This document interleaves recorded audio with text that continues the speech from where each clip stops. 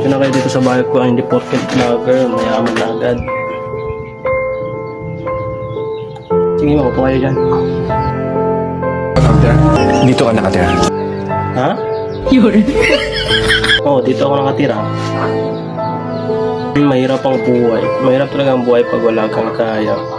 Wala tayong pangpagawa ng bahay. Wala tayong magagamit para gumanda yung bahay. Nakapulot sa'yo. Nasaan sila? Ewan ko, wala na akong pagkalam.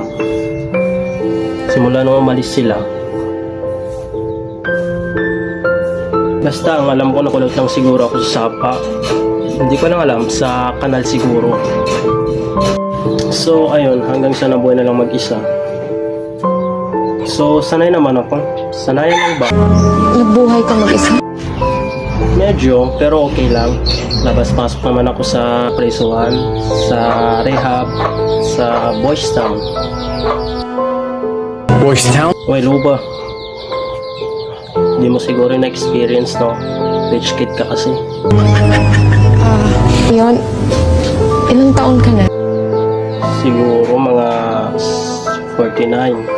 Hindi ko naman din alam kung ano yung birthday ko kasi napulot nga lang ako sa ilaw or sa kanal siguro.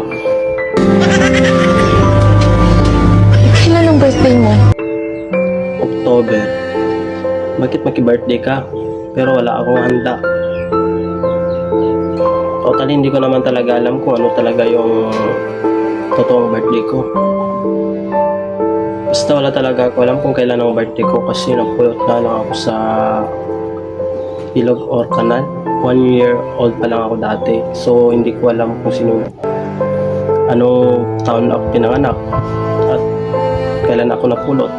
October siya, 1992, ganyan.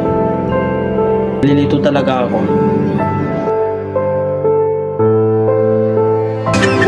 Rafael? Rafael? Hindi Rafael ang pangalan ko. Baka yung Rafael na tinutukoy mo si Rafael Akan. Leon!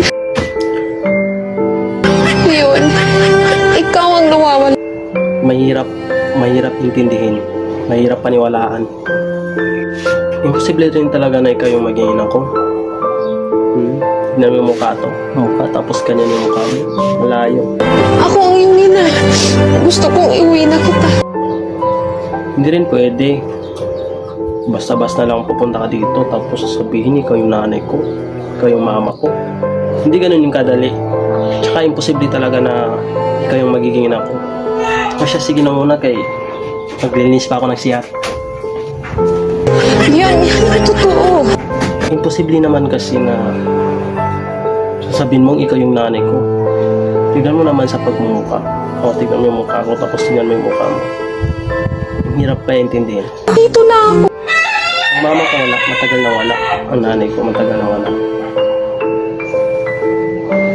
Hindi. Mahirap intindihin. Mahirap din na maniwala na lang ako basta-basta. Ano naman? Leon, Huwag kang pala desisyon, hindi ikaw yung nanay ko. Hindi ikaw yung nagpalaki sa akin. Siya, sige na.